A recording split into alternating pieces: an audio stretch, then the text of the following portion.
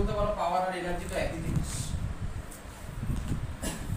শুনতে তো একই লাগে, ঠিক আছে? আমি বলে দিচ্ছি পাওয়ার আর এনার্জি মধ্যে তফাৎ। তুমি জিমে যাচ্ছ, ঠিক আছে?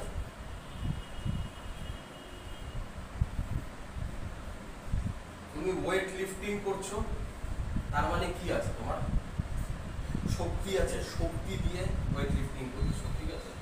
আর আমি গেলাম, আমি যাওয়াতে ও ধরো তোমায় বললো যে ওর কিন্তু শক্তি আছে, আর আমি গিয়ে তোমায় বলছি চল তুই দেখাবি তোর কত ক্ষমতা, ঠিক আছে?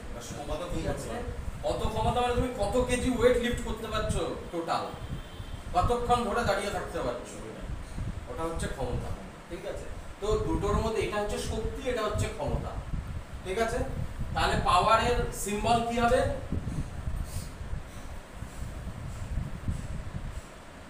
বলো পাওয়ারের সিম্বল কি হবে? যেটা ভাবছো সেটাই হবে, বলো। পি। হ্যাঁ, ইউনিট কি?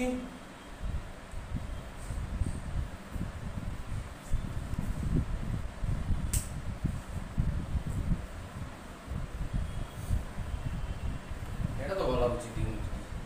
হোয়াট? হ্যাঁ, কে বললো? হ্যাঁ, তুমি তো এক্সপার্ট।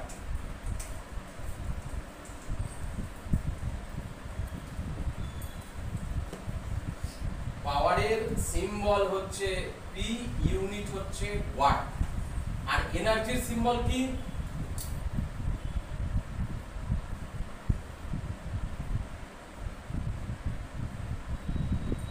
এনার্জির সিম্বল হচ্ছে ই, ইউনিট কি?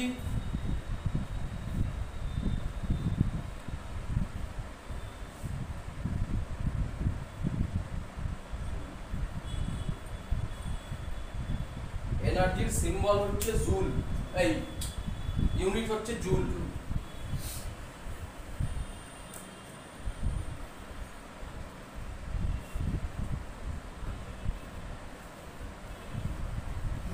পাওয়ার হচ্ছে শুধুমাত্র মানে শক্তিকে প্রদর্শন করে, মানে একটা কারেন্টের থ্রুতে কত শক্তি জেনারেট হচ্ছে, ঠিক আছে?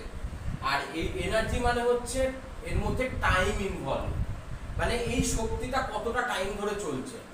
মনে করো আমি গাড়ি চালাচ্ছি, গাড়ি যে চলছে সেটা হচ্ছে এনার্জি। এবার 1 ঘন্টায় গাড়ি ওই স্পিডে কত দূর গেল, এই যে স্পিডটা যাচ্ছে ওটা হচ্ছে পাওয়ার, আর 1 ঘন্টায় গাড়িটা কত দূর পৌঁছালো সেটা হচ্ছে এনার্জি। মোট কাজ